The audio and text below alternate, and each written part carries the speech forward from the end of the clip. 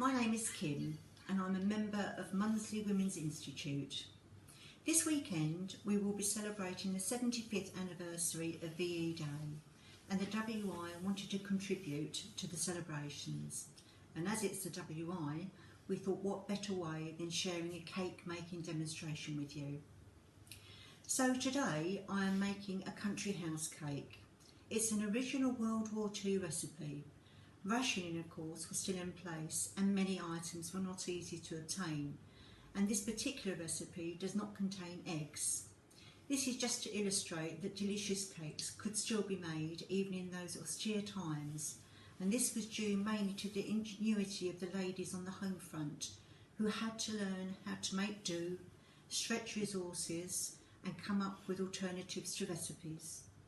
So to start with, switch on your oven to a moderate heat, electric 180, fan 160, gas Mark IV.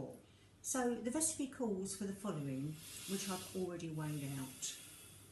12 ounces of plain flour, 3 ounces of sugar, 4 ounces of margarine, 6 ounces of dried mixed fruit, 1 teaspoon of the following: bicarbonate of soda, baking powder, cinnamon, mixed spice, and last but not least, a half a pint of warmed milk. I will let you have the full recipe and method at the end of this demonstration. So to start the method, we're going to cream together the margarine and the sugar. So I'm going to add those together and combine them both together. Make sure that the sugar and the margarine are well combined. Your margarine really needs to be soft, so make sure that you do a really good mix on this. Okay, so that's now nicely combined.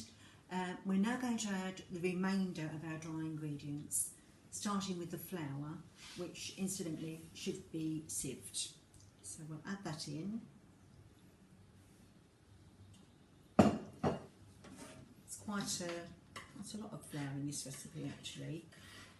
So we're going to add that in. Next we're adding the spices, etc.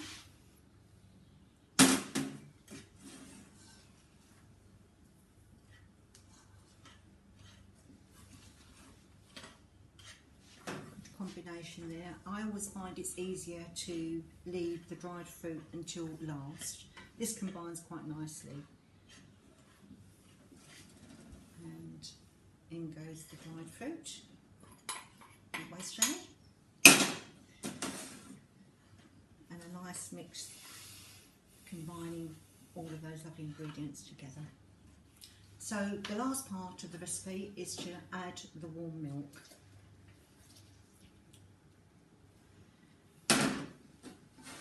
So it's quite a job to actually get it combined, but it does work. I've done it myself several times. So just keep going, collecting all the dry ingredients.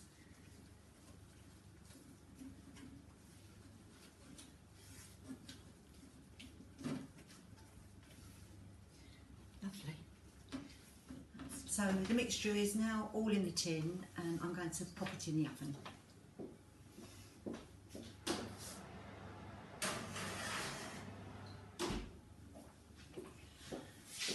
They say an hour and a half to 2 hours for this recipe. I cooked my ones for an hour and a half and I found that was fine. Just keep your eye on it in case the top starts to go brown. So we'll let it cook now and we'll come back and have a look and see it when it's ready. So the cake is cooked. I've taken it out of the oven and it's cooling on a wire rack. Can take some time actually for it to cool thoroughly. So we're now going to test it. Well, it does look delicious. You can either make it as a whole cake or, as I have demonstrated here, small buns if you prefer. I have decorated these for our celebration, or you can serve with a light dusting of sugar. I hope you enjoy this recipe. Thank you for watching and celebrating VE Day 2020 with Mundesley WI.